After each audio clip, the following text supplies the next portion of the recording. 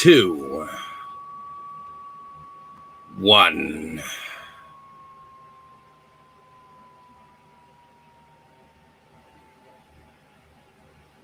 Hello, ladies and gentlemen, and welcome back to Delusions of Grandeur. I am one of your hosts, but today we are going to be discussing a film that was filmed in 1997.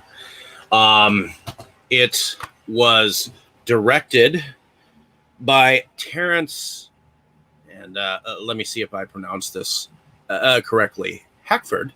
And it stars Keanu Reeves, Al Pacino, Charlize Theron, among others. And before we go into our first impressions of the film, first of all, I want to welcome back my good friend Boris. Hi, thank you.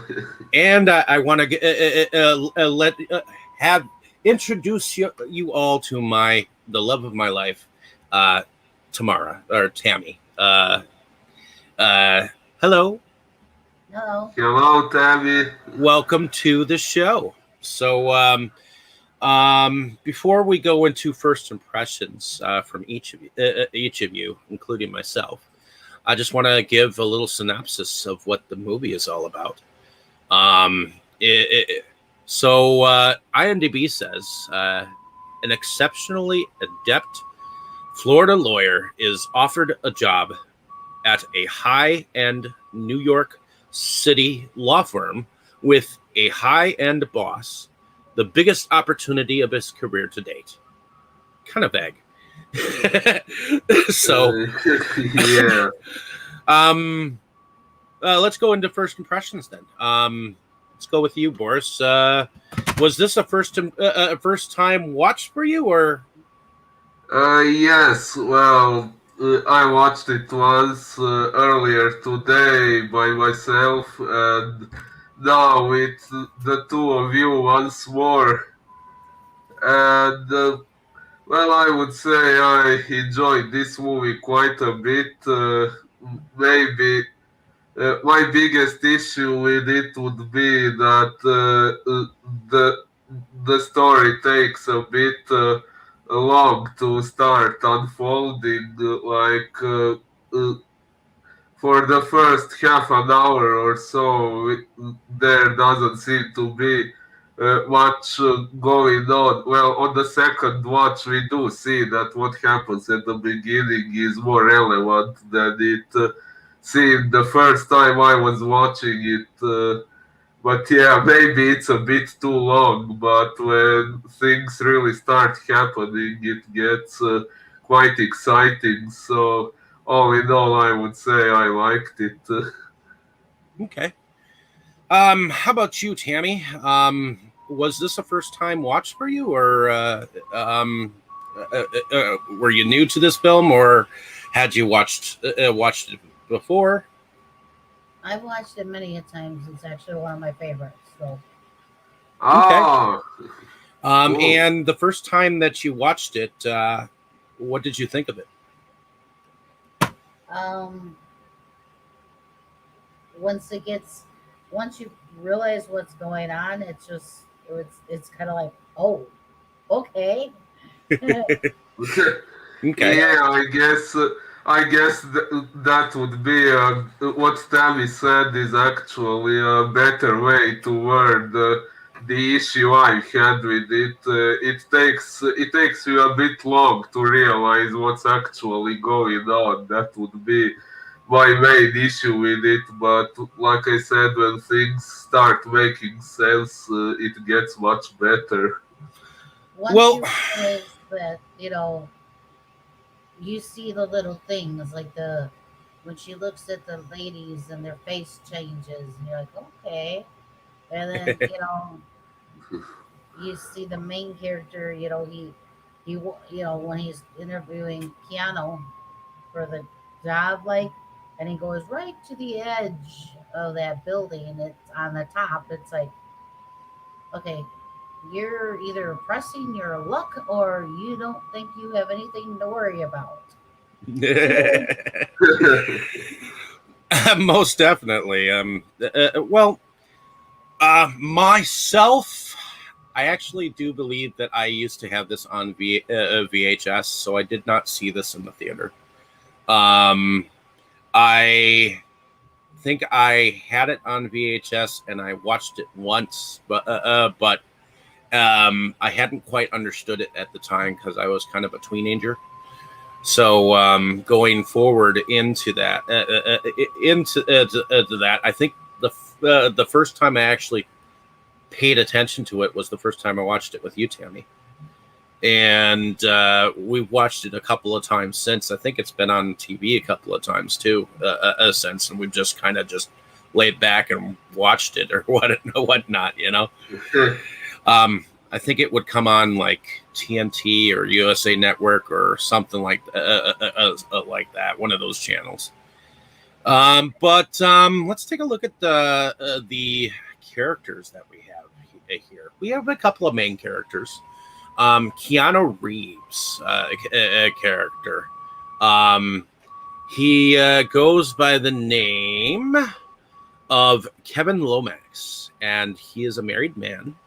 And I guess they're from Mississippi. And the first thing that this film opens up on is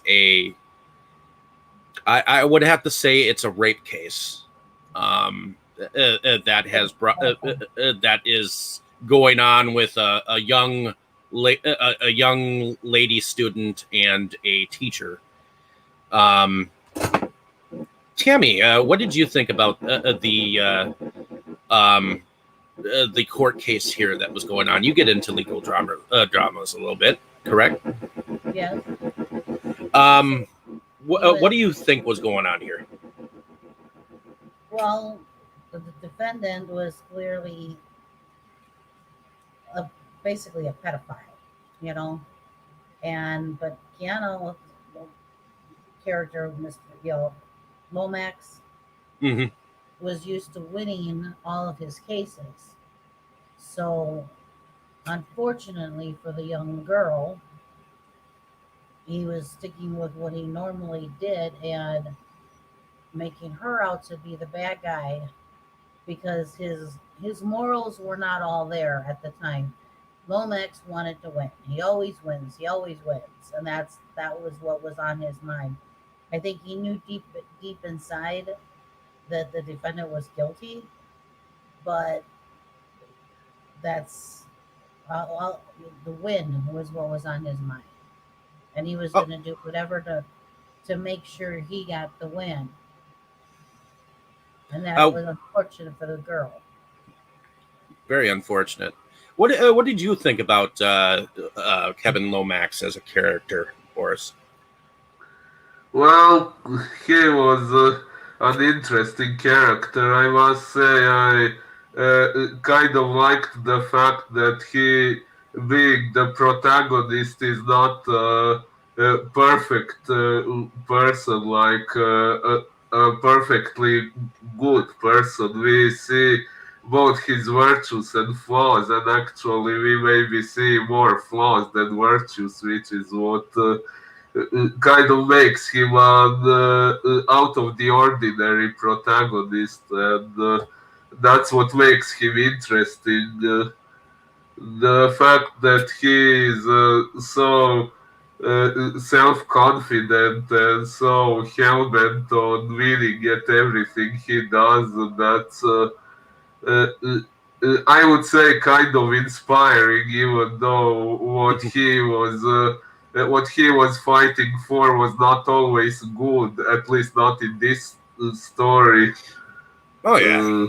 Well, me, Keanu Reeves, at least in this role, he's definitely very young here, as opposed to some of the films that we may see of him later on, like in 47 Ronin and what was it, the John Wick films that he's been in since.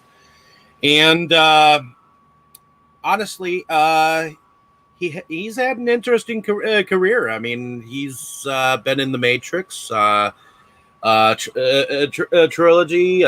He's uh, uh, been a character in a remake of a classic 1950s sci-fi film called Day the World Stood Still. And but at this point in his career, it's like this was like slightly after Bram Stoker's Dracula. Uh, I would have to say, because that one I believe was 1993, if I remember correctly. To me, this was still when he had the baby boy young face, so he was very slick looking in here with the suit and the snake skin boots and all that jazz, you know. And Yeah. he's got that country boy slang in his voice, whereas you have a very thick, like Ozzy Osbourne-ish, English speaking, whereas he was, I'm a Southern boy from the South. You know, this is how I speak. You know. Wait, did you say that I speak English like Ozzy Osbourne? Well, that's kind of how you sound like to me. Oh wow! Well, not A as little drunk, bit. not as Just drunk as so he you can sounds, but understand. not as coked out as he sounds, but you definitely have a similar tone. So Wow, but I didn't know that. it's a very good sounding. I know that Tammy likes your the way you speak. So, Oh, thank you. but so he definitely has an accent, like he's from the South. And one of the things that we learn is that his mother is a very religious lady. Just real quick here, what do we think about his mother as a character? The mother is played by and her name is Alice Lomax, but she's played by Judith Ivey. What do we think about her as a character here? Mm, well, I don't know. She's kind of, I guess, stereotypical mother character to a man of Kevin's age. Well, yeah, we get to see her being religious, then we get to know some interesting details about her past, but we will get into that probably. And oh yeah, maybe there were moments when she was a bit too pressuring on Kevin when he had to balance between his job and his wife, which I mean, in that case, both the mother and the wife were portraying him as kind of the bad guy for being all focused on his work and not being at home enough and so on, which I must say I kind of thought was unfair towards him because he was doing his job. He was doing what he had to do. It's not like it was his choice not to be at home. Not to be at home more or to have less work to do than he did. I must say I found the mother and the wife's actions in some scenes a bit annoying. I could kind of imagine myself in his position there. Okay. Um, Tammy, what did you think about Mrs. Lomax as a character? Um, I think she was just trying to protect her son and his wife because we didn't find out till later that she had been hurt and she was trying to protect them from going through the same things. I think she was a little bit at the beginning, especially a little bit overprotective and trying to push the religion a little bit. But that was, to me, that was her only way that she felt that she could protect them. You know, And I'll take that even further. I believe that uh, years ago when she actually did sleep with his, well, father, or that we later figure out who he is. Um, I think that she realized exactly who he was by the end of the whole thing, and it scared her to death. So she probably hugged that religion tree so hard that she spat it out and crapped it out as she spoke, and lived what she preached and what she was told by the Bible, because it scared her to a T. But I think then, she knew.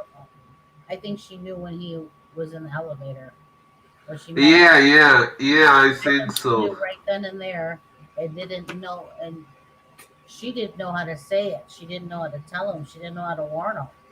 well, she knew that he was um he was his the father, but I think she realized he was who he was in Something the very else. beginning, which is why she took up religion so harsh, you know. So to me, yeah, she was definitely trying to protect him every time, and maybe it might seem annoying to us, but looking at it from her perspective, she had everything to protect. She wanted to protect him from the world, from people like that. And well, in any case, let's move on to Charlie Theron's character, or she plays um, little wifey here. Well, what do we think about her as a character? Well, uh, or Tammy, would you maybe like to go first?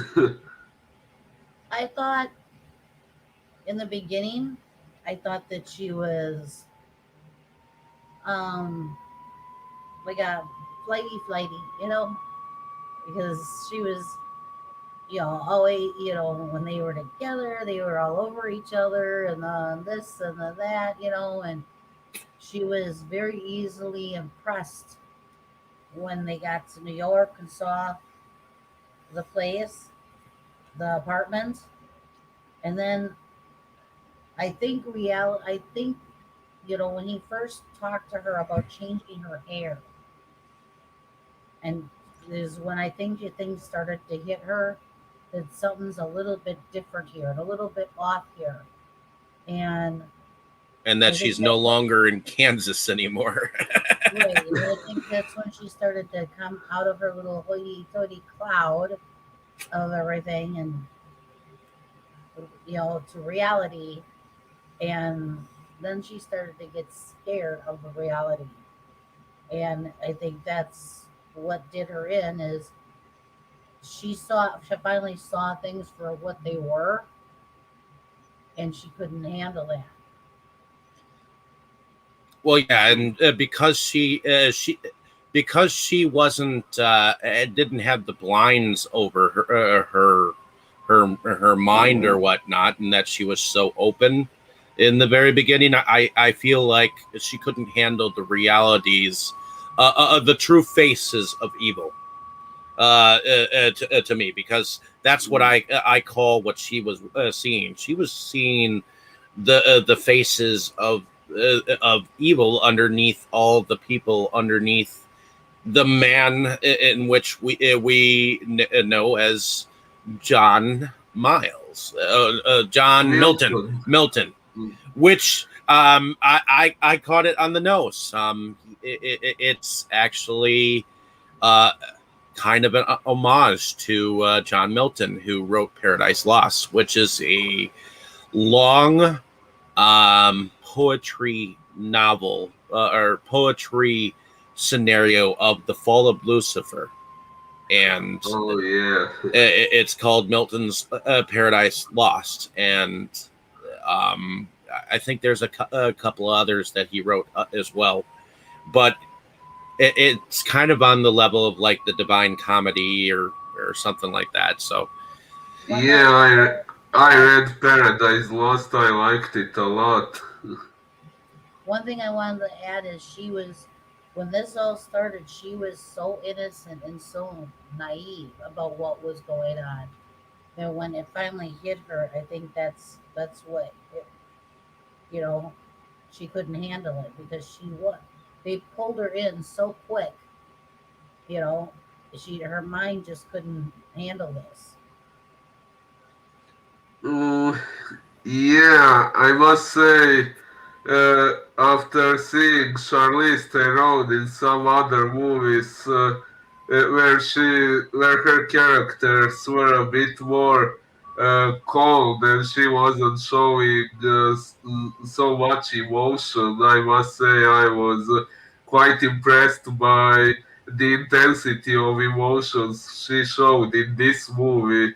So yeah, her character was quite different in this one from what I've seen before, and yeah, it definitely shows some of her talents as an actress. But as far as the character goes, okay, yeah, the shit got serious when she started to see demonic faces and so on. But before that, like I said, I found it a bit annoying how she was nagging at Kevin for being at work so much. Like, I mean, come on, he has to work, right? He's doing it not only for there's himself, but there's for a her as well.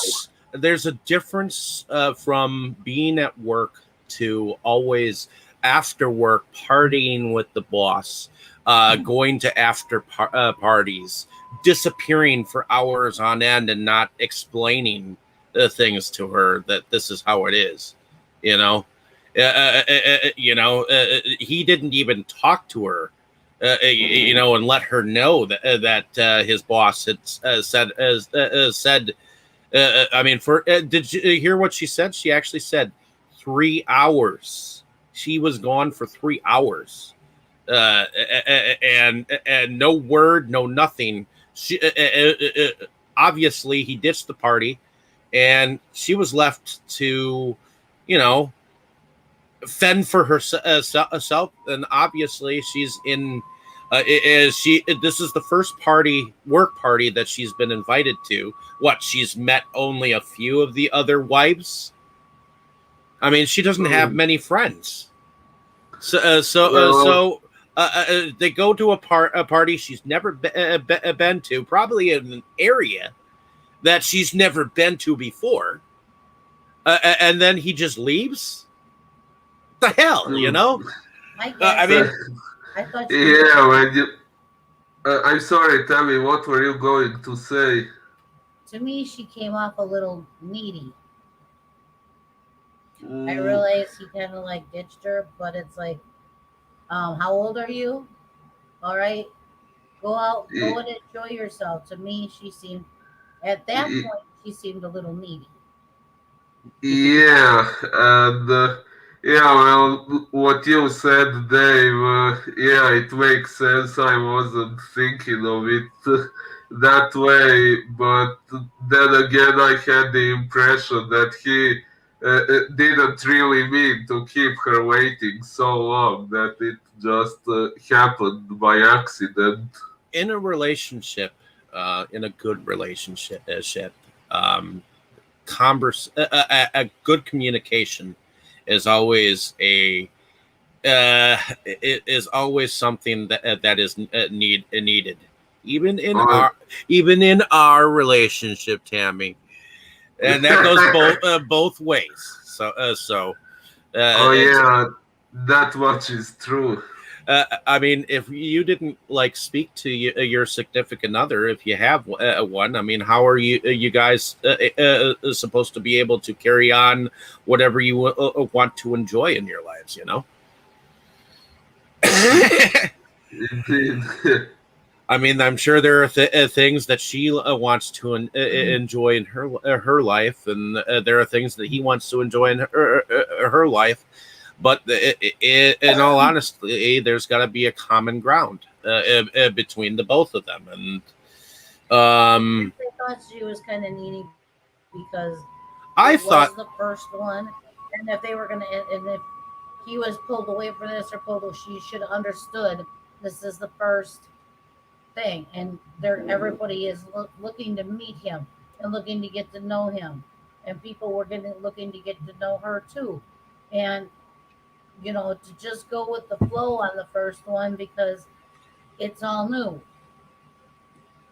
That's why I and thought she was kind of needy. it's also a party where, well, before we talk about this party, let's talk about what leads up to that. So that first court case that he had back in Mississippi or whatever, he ultimately just chose to go in with a clear mind, which is what he said later. Later on, he chose to go in with a clear conscience and just do what he needed to do. Just because in a lawyer's mind, it's black and white. It's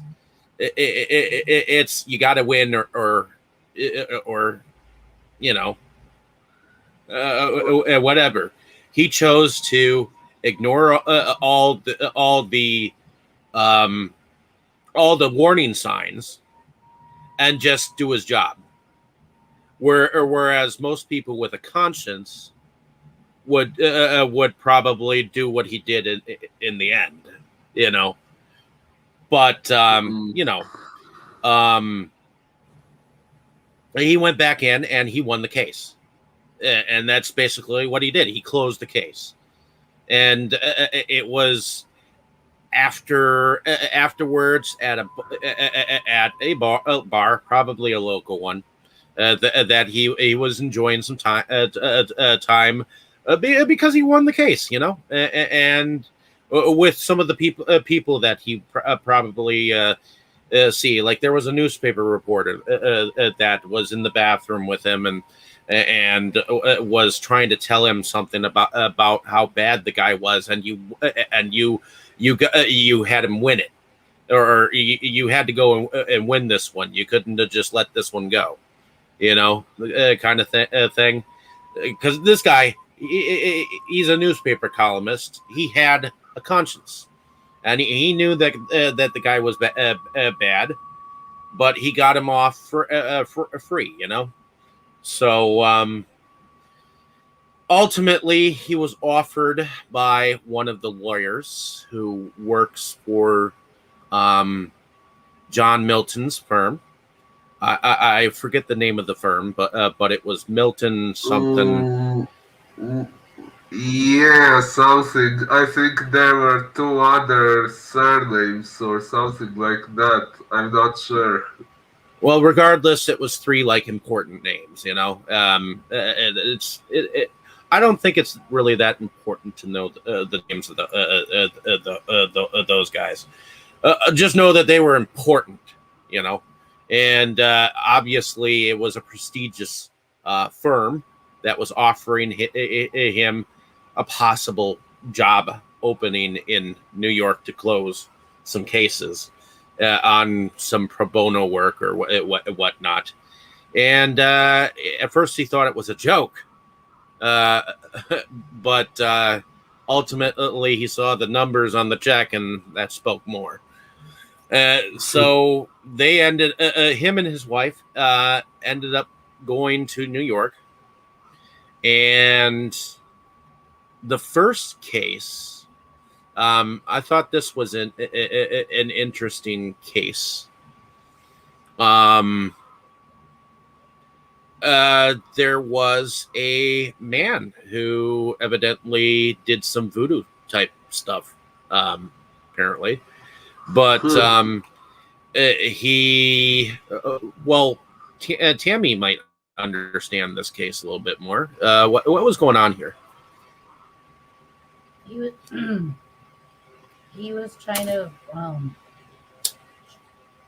do his. It was he believed he was right because freedom of religion,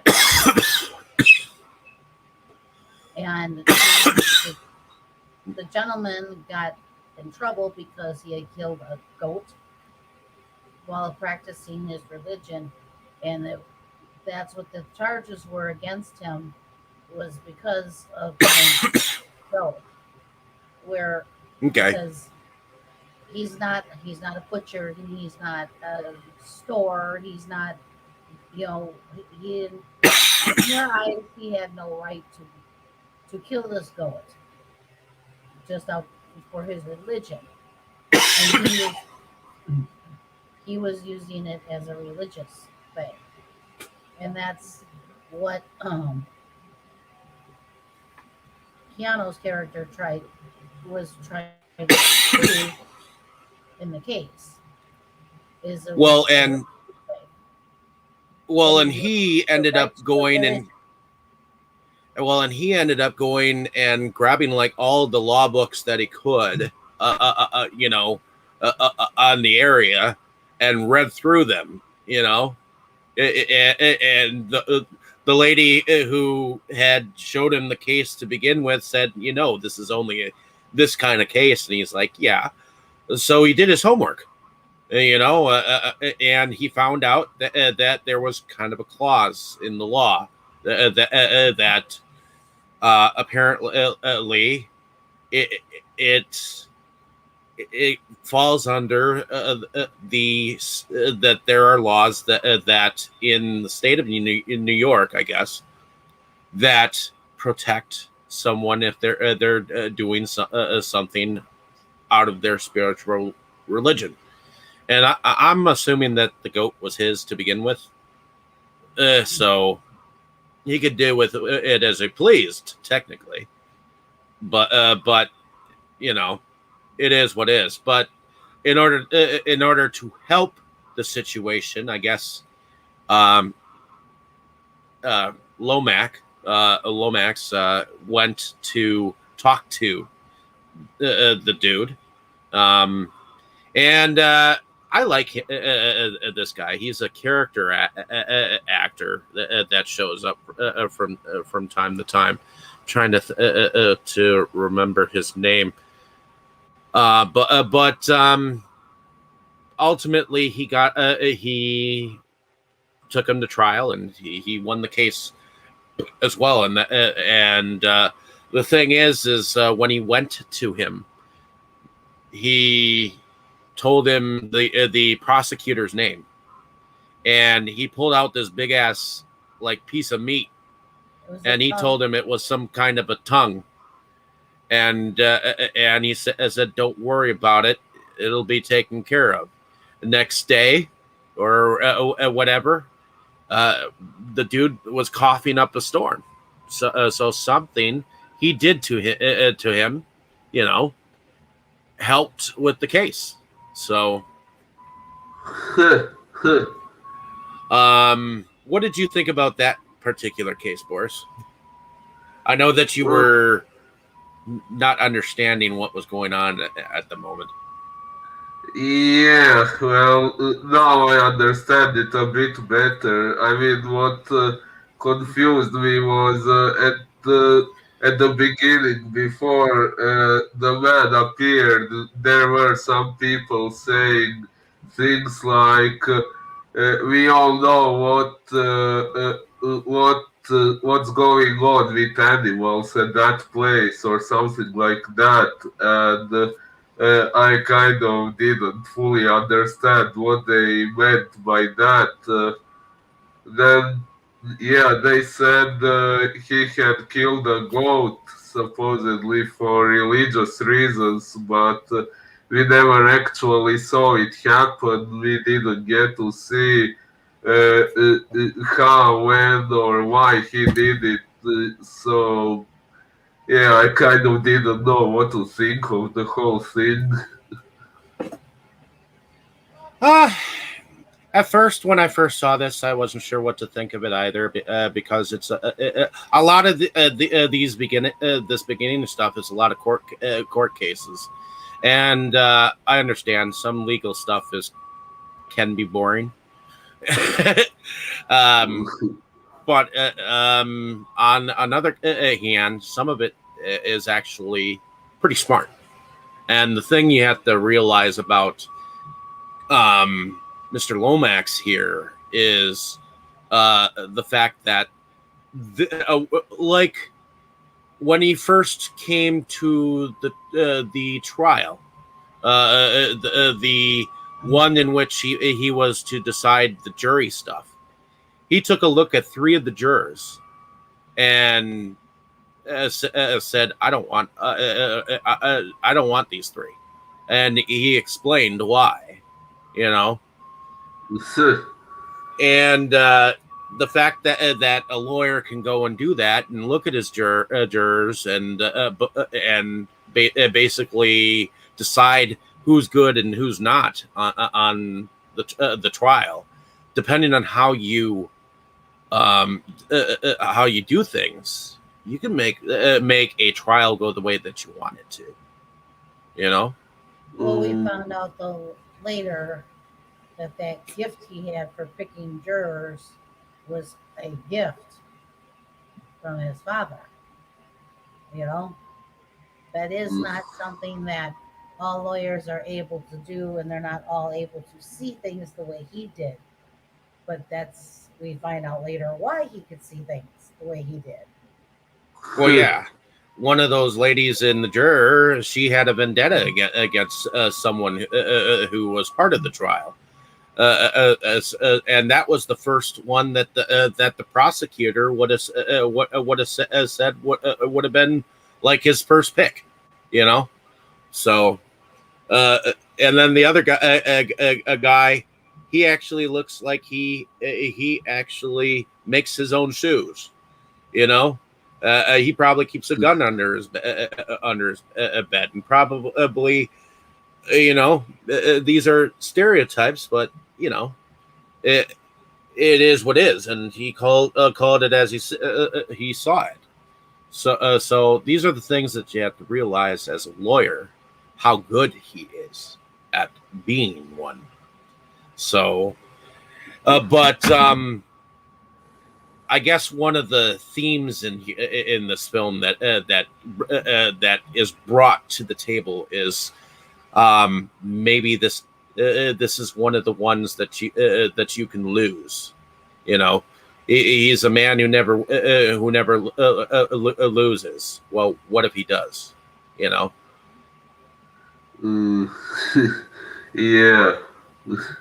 What is the cost of winning? Correct. And so ultimately, as he begins to work side by side with some of the employees of the firm, he learns some of the tricks of the trade. And well, we have quite a few people who are in different areas of the law that he meets, like in this big ass boardroom. I thought that was kind of cool. Where he met everyone, and the first person he sees as he walks into the firm is this really good-looking woman in a red dress, and it sounds like she speaks something satanic to him or something like that as he meets her for the first time, and as the film goes on, the two of them seem to ultimately meet up, and ultimately she almost is part of his downfall because he starts to think about her in a sexual nature, and he starts to even see her in his mind while he's making love to his wife and things of that nature. So he's tempted by this female, and of course we find out that they're related later on. Yeah, that was rather shocking. So what do we think about what is her name? Christobel as a character? Mm, Um, she believe was on it. that was her name.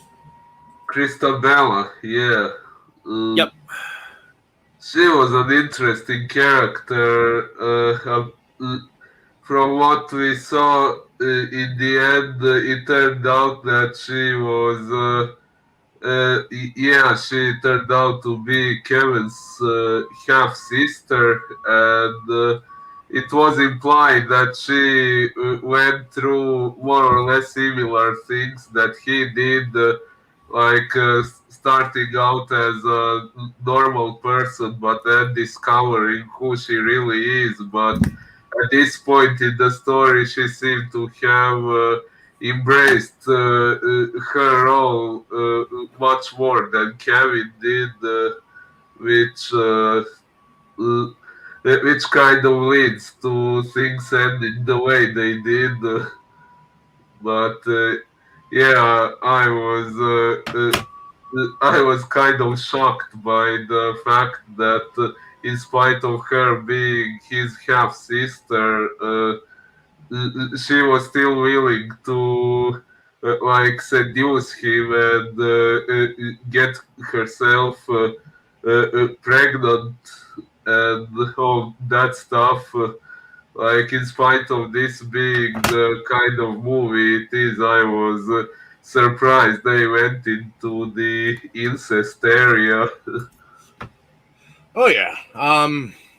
Me, I thought that Christabel was kind of like that temptation fruit.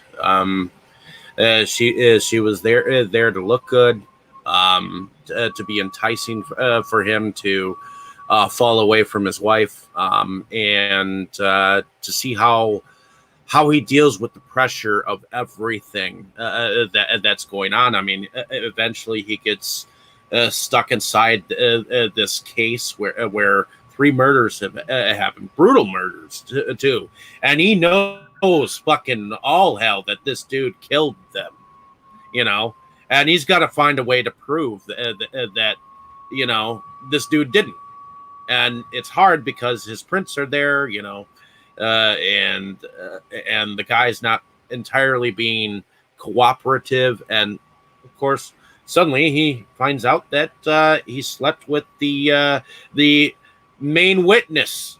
You know, I mean, things just seem to be getting worse and worse in the case, and and he's dealing with the fact that his wife is starting to go nuts. So, well, at least not so to us a little bit, but not, he doesn't entirely believe her because she spouts out one day that Milton was fucking her all afternoon, basically, Mm.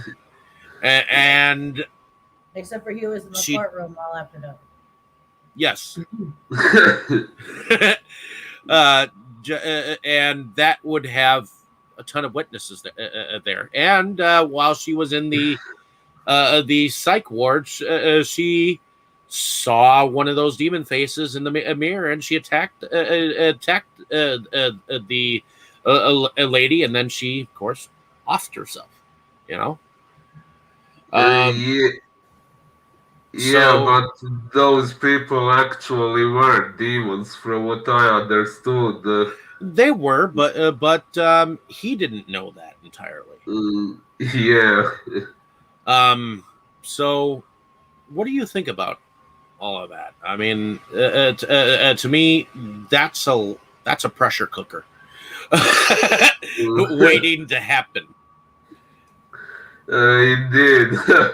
I mean, if something like that was happening to anyone, they would have a very hard time proving it to another person. I mean, even if it wasn't for the fact that Milton was in the courtroom while this thing with Marianne was supposedly going on, yeah, the whole thing would still sound a bit difficult to believe. I mean, when you see when someone says they saw another person's face turned into something demonic or something, it would be natural to say, no, that couldn't have happened. You hallucinated. You won't say, yeah, that person must really be a demon. um, mm, Well, and we haven't even mentioned the bad guy in here, Al Pacino, who plays John Milton. What do we think about him as a character? Tammy, I'm going to go with you on this one. I've heard from him a lot. What do you think about John Milton as a character?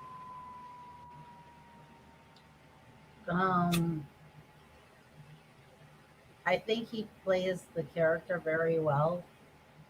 You know, because even though his the way the mannerisms and the way he talks and his facial expressions and everything, he pulls it off perfect. I mean, he does. You wouldn't think that he's who he is. You know, he's very. Well, and to me, he does this thing with his tongue underneath his teeth. Like all of a sudden, he'll do like really slick, it's funny because he'll do it and then you'll think he's being mischievous, That and the eyebrows. That and the eyebrows. Yeah. The character is, yes, he's very believable. He's very conniving. He's very slick. He can, like he pulled off the when they were on the subway. Um, Lomax couldn't understand what he was saying because he said it in Spanish. But the way he said it, and he said it everything to these guys, and he didn't raise his voice. He didn't do nothing. He just da, da, da, da, da, da, da, da, da, and he got their attention, and off they went. And they totally believed what he said. They had the knives out. They were gonna go after him. When he starts rattling this stuff off, and they leave in Spanish or whatever. right, and they leave. They believed him as to what was going on and left.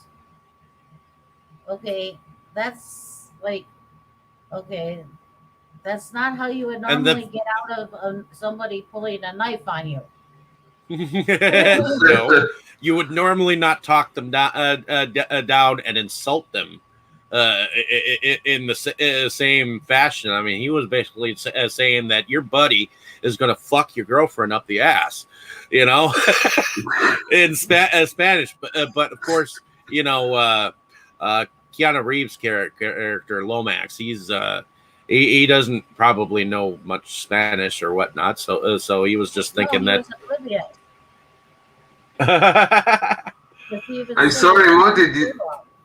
And he said, "Well, I told him you were going to kick their ass," and it's like Lomax just stood there like, okay.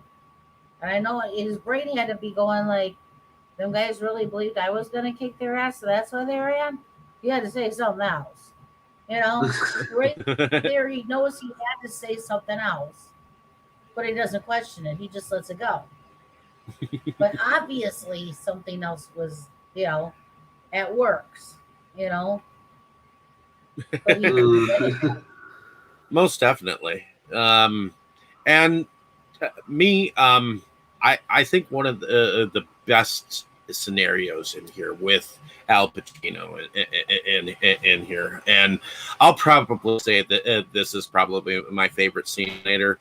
And he's meeting his Lomax's wife for the first time, and they're just sitting there on the couch, and he tells her that she should change her hair, and the way that he's speaking to her about how her neck is and how it is between the head and the body, and all that jazz. That's very sexual speaking, you know.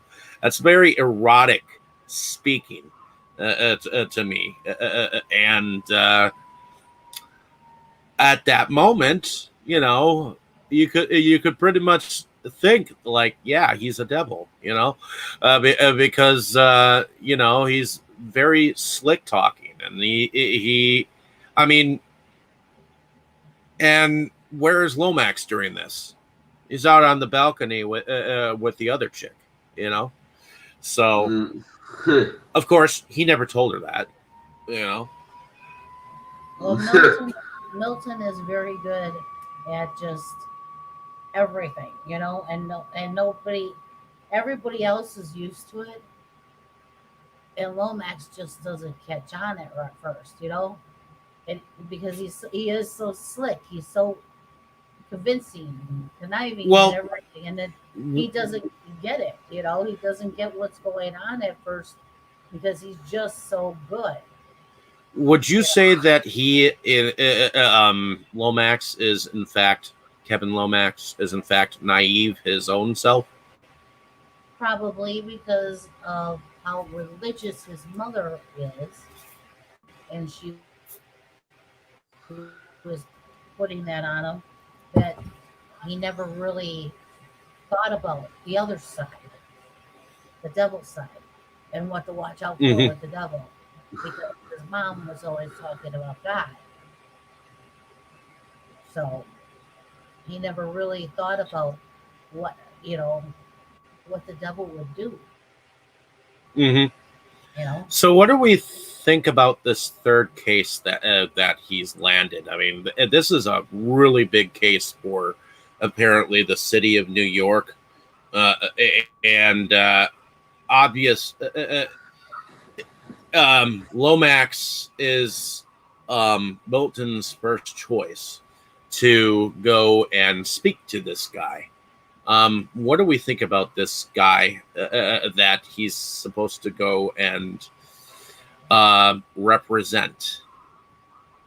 Mm, well, I must say, while I was watching it for the first time, whenever there was a case, I was mainly intrigued to find out whether the guy would turn out to be guilty or innocent. Well, at the end, it turned out they all were guilty one way or another, although it wasn't proven, but we got to know it. And yeah, in this case, it was the same. I was trying to figure out whether this guy really did kill his wife and who else was there? A child and someone else. I forgot who. Housekeeper. Uh, yeah, yeah. So I was mostly trying to figure out whether he really did it or not. When it turned out that he did, yeah, that was when I noticed the formula of the movie, like that it just always has to be a bad person whom Kevin has to defend by being, as the movie, as the title says, the devil's advocate. Well, and unfortunately, a lawyer has to make that decision whether he goes into a case uh, and if he wants to win it, no matter what. You know, there are always going to be cases that a lawyer takes where there's going to be morals on either side that he disagrees with, but he's got to look at the facts, present them to a jury, and then sit back and watch what happens. You know, that's basically it. These But you got to, huh? the, the court appointed lawyers have to have a very thick skin, because court appointed lawyers are the ones that get those kinds of cases. You know the guy stabbed the guy and he killed the guy because everything is there, and you're his court appointed lawyer. You're supposed to defend him. Okay, but you know he did it, but you're the court appointed lawyer. You have to try and prove that he actually didn't do it, or at least if they want to get him for the highest thing of murder, you want to try and get it down to manslaughter and this. You want the charges to go down. But if you're a court appointed lawyer, you get handed all the garbage. These people that are court appointed lawyers really have to have a thick skin. They don't have time either to sit here and deal with morals Or because they, there isn't they, anyone else to defend this person. You or know, this piece of crap. You know. But I mean, when you're a lawyer, you can choose. sometimes When you you're don't making have a choice, and sometimes you don't have a choice, and you don't have time to think of right and wrong. Hmm. the ones that are making the money, a lot of times, most of the time, they can choose, but it depends on where the money's coming from. You know, if you're a lawyer that's a high priced lawyer and you get handed something and you know that this is a very well known gang related, okay, well, you want the money. Some of them lawyers, yep, that's all they want is the damn money. So, yep, I know this guy just pulled out his machine gun and killed all these people, but he's part of this gang and they're going to pay me this to defend him. You know? Mhm. Yeah. So let's look at the finale here. A lot of it is dialogue, and a lot of it is more or less. Um, Now, Can I just say his one wife thing real has quick? just what? It doesn't, because it's not dialogue. Part of my favorite part of the end of the movie is that background thing, that porcelain thing, that Oh Oh. yeah, engine. yeah. That The just is so wicked. That's some wicked. I. That's some wicked CGI movement there. How they moved the painting in the background to being like sculptures that were moving and dancing along with the song that was going on at the time. That was It, wicked. Yeah, oh, I it did. I love that effect a lot, especially since I am generally very fond of statues and similar things, especially demonic statues. Well, yeah. same. So I'm sorry. What did you say, Tammy? she said, "Shame on you." Oh well, shame on me. uh, Anyways, so Lomax has uh finally heard the full story from his mother. Ooh, nice. The full story from his mother about how his father was in fact John Milton, um, and because he'd always known that his father was dead and or whatnot. Well, he found out that his mother was in New York at one point in time during some Christian thing, and she evidently slept with a waiter that was there in New York, and that whole let you go out as a wolf among sheep or sheep among wolves or whatever. A That sheep was among wolves. Yeah. Go out as a sheep among the wolves. yeah, that was told to him by Milton when he first met him. And then when it was repeated by his mother to him, that's when he it kind of was like dumbfounded, like it kind of reminded him. He Mm. sends you out as sheep among the wolves, or something to that effect. Yep. And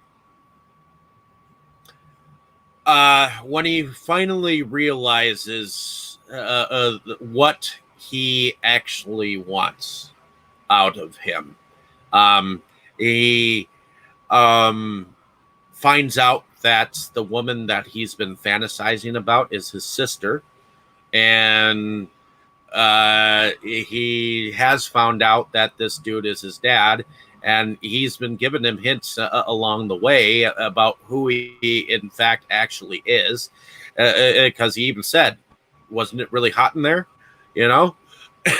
And he stands in front of the fire as he's saying this, you know, and he basically tells him, hey, I just want a family, you know, I want to continue the family line, basically. So basically the whole deal is he gets everything, and him and Christobella are supposed to be running things, but here's the thing, here's the cooker: you're going to procreate and you're going to give me a child, so that your son can rule the roost, rule the kingdom in hell, you know, carry on the family legacy, so to speak. What do y'all think about that?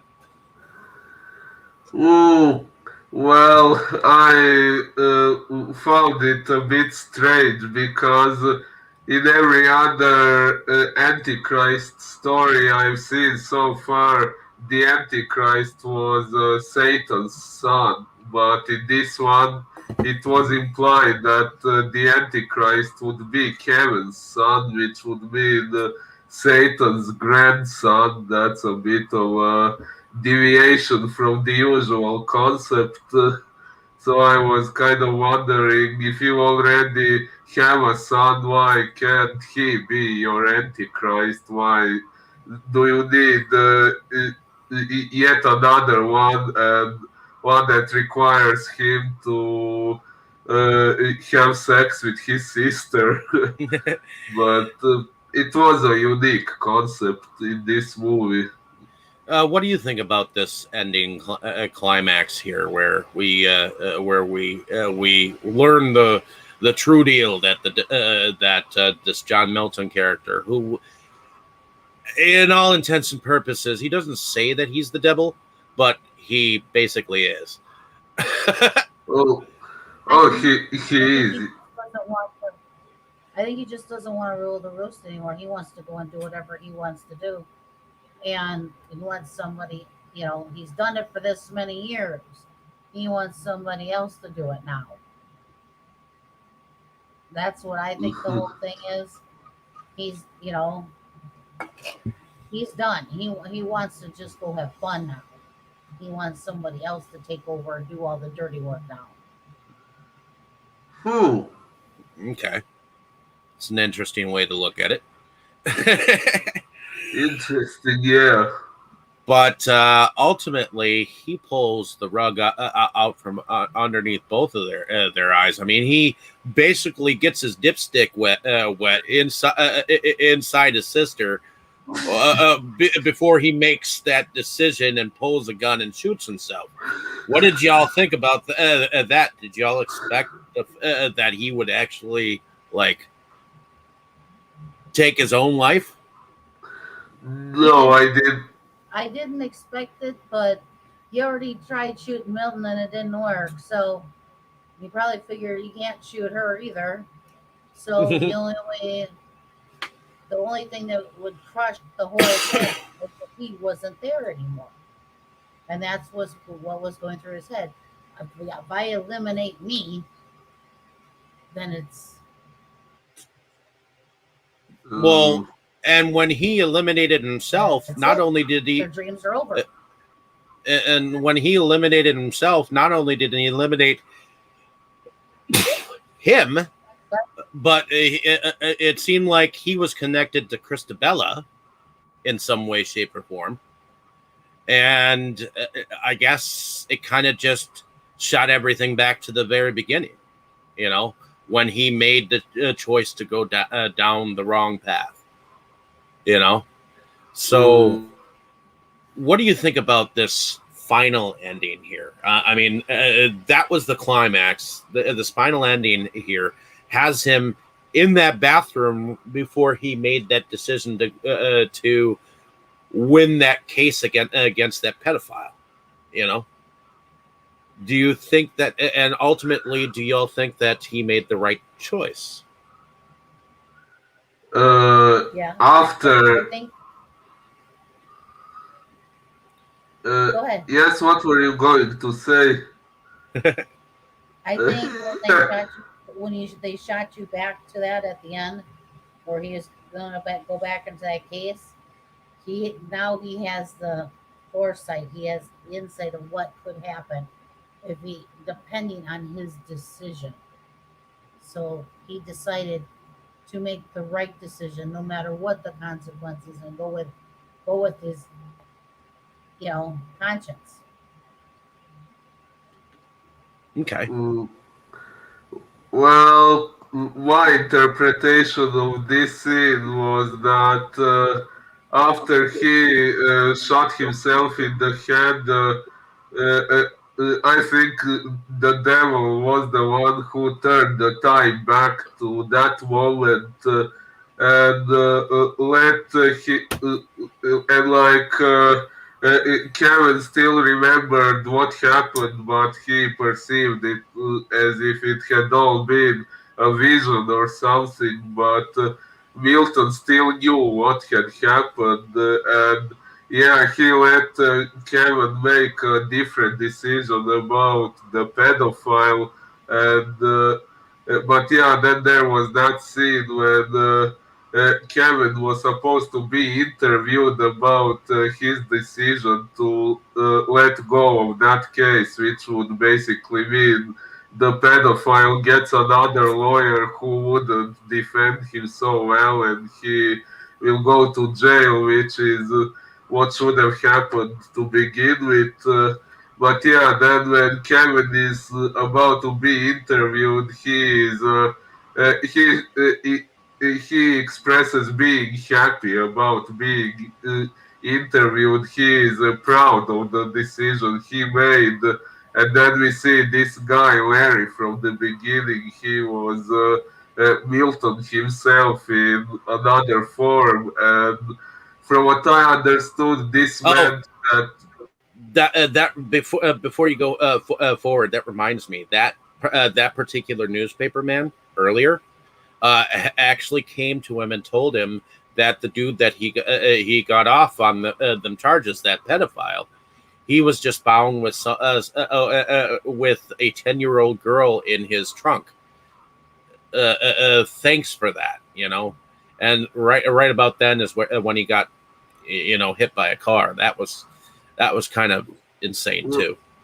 Wait, was that the same person? Yep, that was the same person who was trying to get an interview with him in the end. Oh, okay. Well, what I was going to say is at the very end we find out that this man Larry is actually Milton himself, and he realizes that although this one thing he attempted with getting Kevin to defend these bad guys and so on, like maybe that went wrong for him, but he realizes Kevin still has this so-called sin of vanity, which he will probably try to exploit in some other way in the future. Yes, vanity still is my very favorite sin.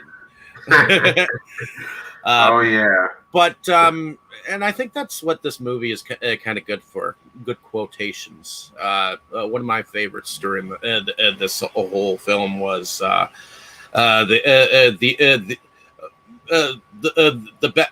best vice is Uh, advice, or the worst kind of vice is advice, or something like that. I liked that yeah, one.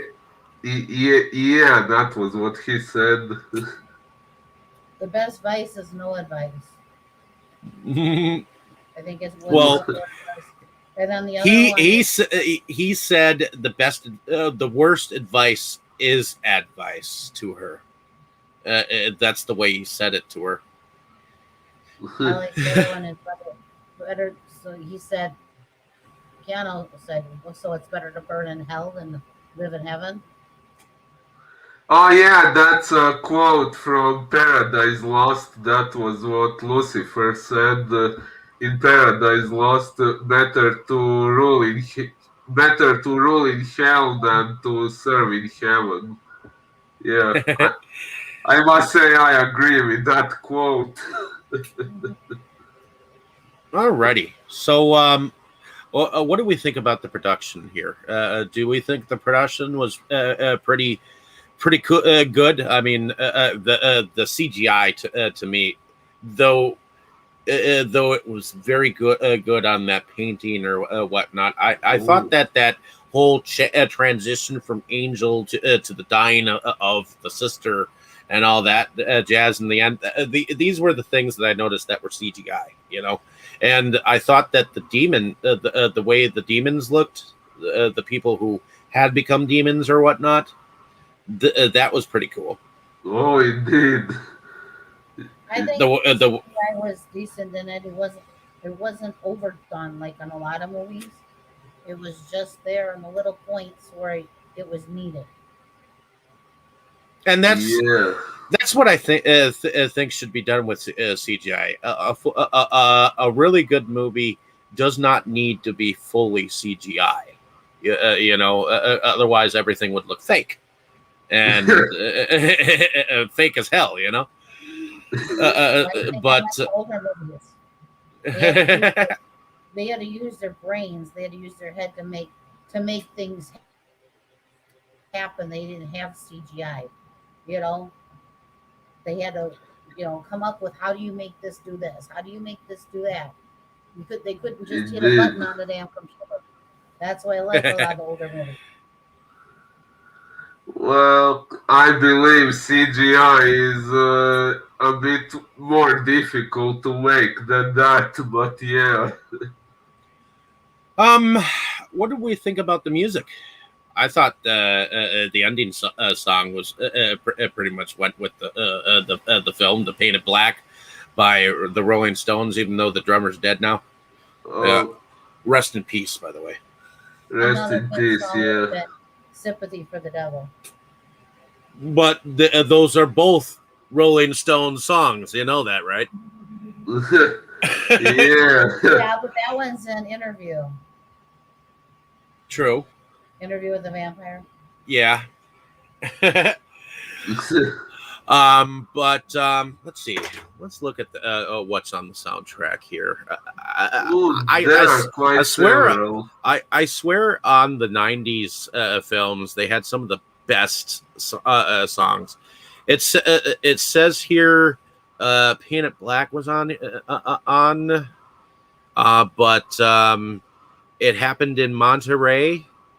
That That was was that was at the end when he was that yeah. that fit in actually really good. Him doing that, singing along to that. Well, yeah, but it was Frank I Sinatra thought, who sang it. oh, I And know it was Frank that was singing, but he was just it fit that moment and the character and everything just perfect. That song right there. oh yeah, and then I guess Romans 16 verse 19. I guess "Air on the G String" performed by Virgil Fox. "Days of Rhine and Roses" by Michael Lang. "Moment to Moment" by Michael Lang. "It's Easy to Say" by Michael Lang. "Show Me Your Tattoo" performed by Cadillac Moon. And a couple of Spanish titles, "La Nina del Canastero" and "A mí Tío el Nino Miguel," written by Tomatito. And yeah, both of them are Tomatito songs, I guess. Oh, those must be those Spanish songs that those dudes were singing in the clubs. Oh, probably. So, other than that, let's go through favorite scenes and favorite scenes and character. So first, maybe a favorite scene if you could choose one, and a favorite character from the film. So, starting with you, Tammy, what was your favorite scene and a favorite character? My favorite scene was the one with that porcelain thing, on the wall coming to life. I thought that was really neat. And and it was just mesmerizing watching all that. That was one of my favorite scenes. Um, if I have to say another though, I was cringy when they were walking on the very edge on the top of that building, man. 'Cause I'm not a big height person in there. And I'm like, yeah. Um, Alrighty. my favorite character is Milton. Okay. How about you, Boris? If you could pick a favorite scene and a favorite character. My favorite scene would probably be the confrontation with Milton when we got to see the statues moving and all these cool effects and stuff, and Christabella getting naked and so on. Those were pretty good moments, and there were some pretty nice aesthetics in that scene. And if I have to choose a favorite character, that's kind of difficult to say. I also thought maybe I would pick Milton because I generally like devilish characters.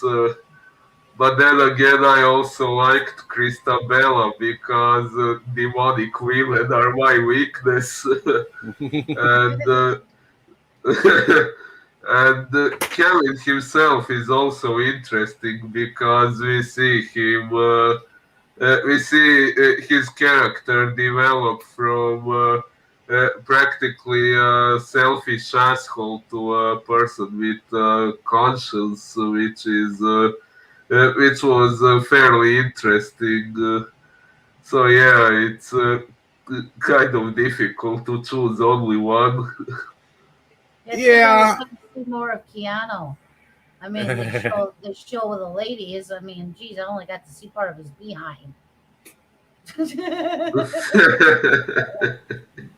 Well, you know how those lawyers are, slicking their suits. Anyways, uh, but my favorite is a scene.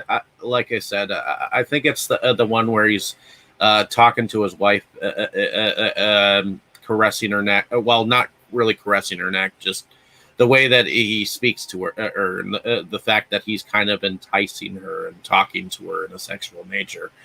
I don't know why. And I actually like the look of Charlize Theron in here. She's very cute. Um, but So what are you going to favorite character, huh? I said, are you going to try and talk enticing later or something? Is that why you like that one? No comment. No comment. Just like that. One dude. What are you gonna say? No comment.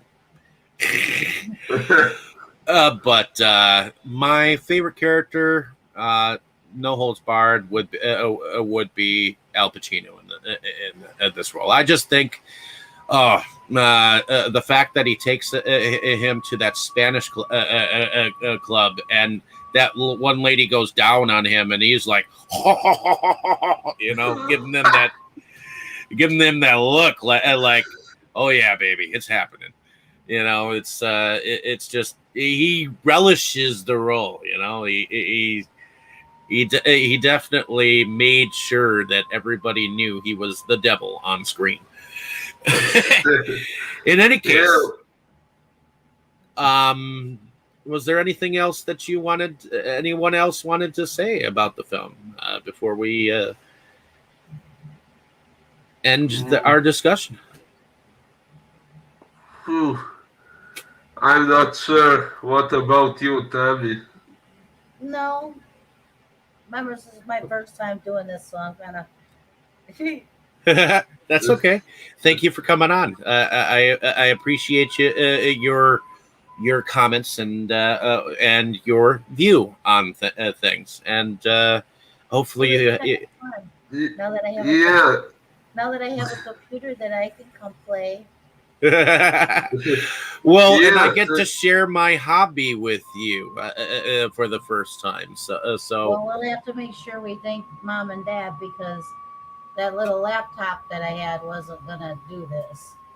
So if it wasn't for them giving me this computer, now I can play. Yep. So, in any case, thank you for listening, ladies and gentlemen. It's been a pleasure. yeah, thank you. Next week, I believe that we're going to go back on and talk about Omen 4. So look Ooh. out for that, and hopefully you just like, share, and subscribe, and let us know down in the comments what you thought of our discussion. So thank you for listening. Have a nice day, evening, and morning, wherever you are.